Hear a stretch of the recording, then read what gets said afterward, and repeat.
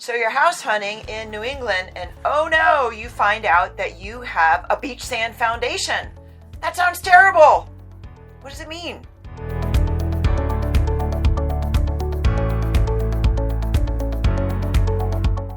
I'm SandiWarner with Warner Realty Group, and today we're going to talk about beach sand foundations.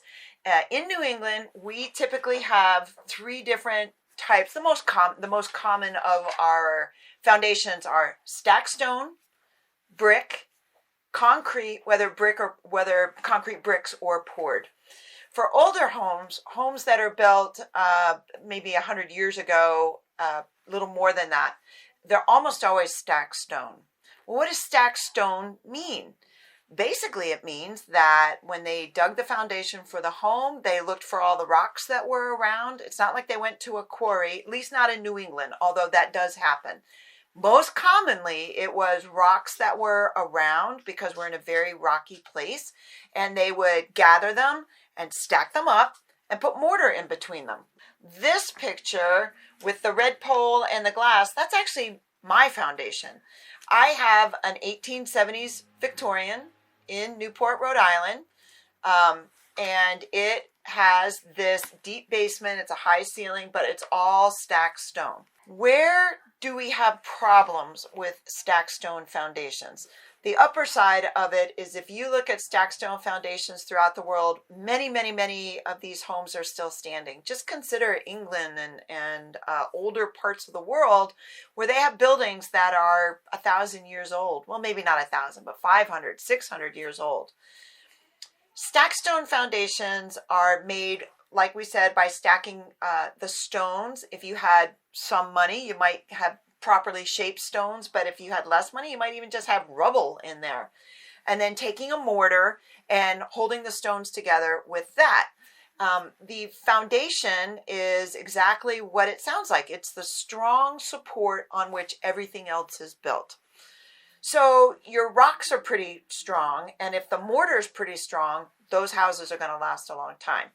The question comes down to the mortar. So you're walking through a house, or you're looking at a house, or you know enough to kind of poke at the mortar and see what it does, and you realize, oh no, it's beach sand foundation.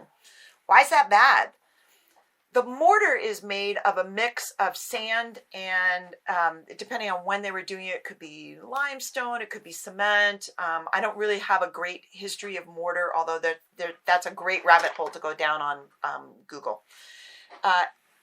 It's cheaper in places like Newport to go to the beach and pick up beach sand to make your mortar with because the beach is free, right? Otherwise, you had to go buy it. So we all know those people now. They existed before. Why is beach sand bad?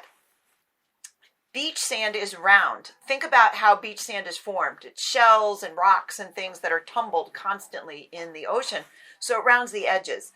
Mortar sand is, and I didn't find a definite history of this, but it seems to me if the idea for mortar sand is to hold together, mortar sand was probably bought from quarries or from people who specially milled it out of sharp rocks so that it wasn't softened edges. So if you have a house, particularly where I live in Newport, and it's a lot of houses, including my basement, you have beach sand in your foundation. So if we go back and we look at the picture in my house, you can see that I've got a lolly jack in a certain position in my house. It happens to be by this window. You can shore up a house that has beach sand foundation. You should probably contact an engineer or a contractor and get a little more information. But the odds are good. And if you talk to an old Yankee like me, we're going to go, it's beach sand. It does require a little more investigation. It does require you be a little bit more aware. And the sand is truly falling apart. So that is beach sand foundations. That's our little fun trip through history today. I hope you found it useful. I'm SandiWarner with Warner Realty Group. I'm at 401-662-7204. Hope to talk to you soon. Bye.